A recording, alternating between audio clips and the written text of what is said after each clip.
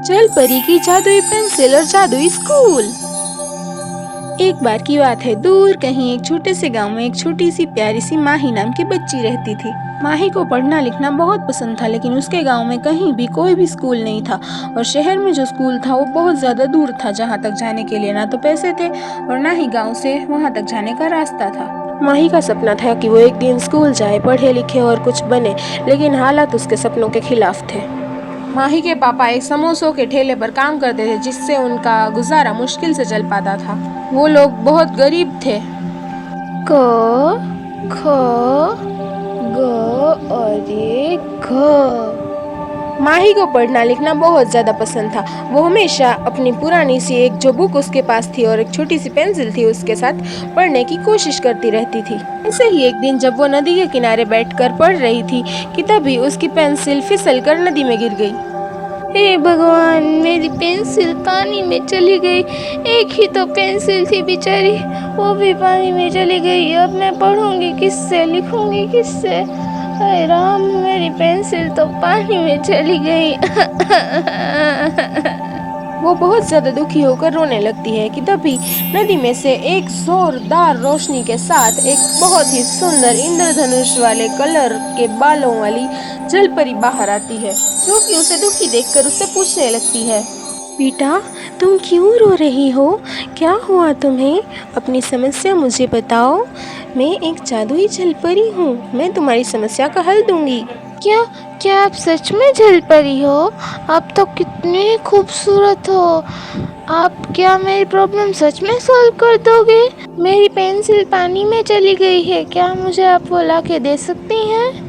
हाँ बिल्कुल, मैं तुम्हें वो लाके ज़रूर दे सकती हूँ, पर तुम्हारी सच्चाई और ईमानदारी को देखते हुए मैं तुम्हें एक जादुई पेंसिल देना चाहती हूँ, जिसके साथ तुम अपनी कोई भी 5 इच्छाएं पूरी कर सकती हो। सच में एक जादुई पेंसिल? मैंने उसके बारे में कहानियों में बहुत सुना है, मुझे जल्दी से वो दीजिए। आखिरकार मैं उससे अपनी 5 विशेष मांग सकती हूँ। हाँ बिल्कुल, ये लो, ये है तुम्हारी जादुई पेंसिल। इससे तुम्हें तुम्हारी 5 इच्छाएं पूरी करने में मदद मिलेगी, पर याद रखना, सच्चाई और ईमानदारी अगर दिल में होगी तो ही ये पेंसिल काम करेगी। फिर माही वो जादुई पेंसिल लेकर सीधे अपने घर पहुंच जाती है और अपने मम्मी पापा को उस पेंसिल के बारे में बताने लगती है। मम्मी देखो, जलपरी ने मुझे जादुई पेंसिल दी है, जिसकी मदद से मैं अपनी 5 इच्छा पूरी कर सकती हूँ। नहीं बेटा, जलपरी जैसा आज के ज़माने में कुछ नहीं होता। शायद लगता है तुमने कोई सपना देख लिया होगा। नहीं पापा, जलपरियाँ सच्ची में होती है, मैंने उसे देखा है, उसी ने तो मुझे ये पेंसिल दी है। चलिए इसे ट्राई करके देखते हैं। और क्या बनाऊँ इससे? अरे हाँ, ऐसे ही उसने अपनी माँ की फटी हुई साड़ी को देखा। तुरंत उसने एक जादुई अलमारी का चित्र बनाया, जिसमें बहुत सारे अच्छे कपड़े और साड़ियाँ थी। अरे वाह बेटा, ये पेंसिल तो सच में काम करती है। अच्छा, जो भी मांगो वो सोच समझ के मांगना। और फिर उस कपड़ों से भरी हुई अलमारी को देखकर वो और उसकी मम्मी खुश हो जाते हैं और फिर वो बाहर चली जाती है, जहाँ पर वो देखती है कि एक भिखारी बेचारा बहुत टाइम से भूखा है और वहाँ पर बैठा हुआ है। रोते हुए देखकर वो उसे उसकी समस्या पूछने लगती है। क्या हुआ अंकल, आप क्यों रो रहे हो? गाँव के बाहर जो मेरी झोपड़ी थी वो बारिश के कारण टूट गई है बेटा, और 4-5 दिनों से मैंने कुछ खाना भी नहीं खाया। अब तुम ही बताओ मैं क्या करूं, इसलिए मैं बहुत परेशान हूँ। कोई बात नहीं अंकल, मैं आपकी मदद करूंगी। तुम तो इतनी छोटी सी हो बेटा, फिर तुम कैसे मेरी मदद कर सकती हो? बस देखते जाइए अंकल, आपको क्या चाहिए? बस एक घर और खाना, है ना? मैं आपकी ये प्रॉब्लम चुटकियों में सॉल्व कर दूंगी। और फिर ऐसा कहकर वो एक घर का चित्र बनाती है, जिसमें बहुत सारा राशन का सामान होता है। और फिर वो उस भिखारी को घर के अंदर जाने को बोलती है और जैसे ही वो घर के अंदर जाता है, देखता है कि पूरा घर राशन के सामान से भरा हुआ है। उसे देखकर वो बहुत ज्यादा खुश हो जाता है और फिर उस भिखारी की मदद करके वो वहाँ से जाने लगती है कि तभी रास्ते में बारिश शुरू हो जाती है। जब अपने घर पर पहुंचती है तो देखती है कि उसकी घर की छत बहुत सारी जगहों से टपक रही है और अब तो दीवारों में भी कुछ छेद हो चुके हैं और दरारें हो चुकी हैं, जिनमें से पानी घर के अंदर आ रहा है और उसके मम्मी पापा बहुत ज्यादा परेशान हो रहे हैं। अरे हाँ, मैंने उन अंकल के घर का इंतजाम तो कर दिया, पर अब मुझे लगता है कि मुझे अपना घर भी बनाना पड़ेगा। मम्मी पापा बारिश की वजह से कितने परेशान हो रहे हैं। मैं ऐसा घर बनाऊंगी कि उसमें बारिश की एक भी बूंद ना गिरे। फिर ऐसा कहकर वो अपनी पुरानी सी बुक निकालती है और उसमें जादुई पेंसिल की मदद से एक सुंदर सा घर बनाती है। घर का चित्र तैयार होते ही एक चमकदार रोशनी के साथ वहाँ पर एक बहुत सुंदर सा घर आ जाता है और वो तीनों अपने आप को एक सुंदर से बहुत अच्छे लग्जरी महल जैसे घर के अंदर पाते हैं। मेरी बच्ची, वाह, तुमने तो बहुत अच्छा काम कर दिया। जो हम बहुत सालों से नहीं कर पा रहे थे तो वो तुमने करके दिखा दिया। और फिर वो तीनों उस घर में खुशी खुशी रहने लगते हैं।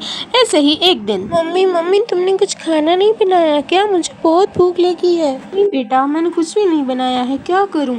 घर का सारा राशन खत्म हो चुका है और तुम्हारे पापा भी अपना नया काम शुरू करने शहर चले गए हैं। फिर से मुझे अपनी जादुई पेंसिल का इस्तेमाल करना होगा। वो जादुई पेंसिल से एक सुनहरी चमचमाती थाली का ड्राइंग बनाती है और वो थाली रियल में आ जाती है, जो कि ऐसी होती है जिसमें से जादू होता है और जो भी खाना मांगे वो एक दिन में कितनी भी मात्रा में निकलता है। ये जादुई थाली मुझे और मेरी मम्मी को खाना दो। इतना कहते ही उस जादुई थाली में से बहुत सारे समोसे, मिठाइयाँ और खाना निकल के बाहर आता है।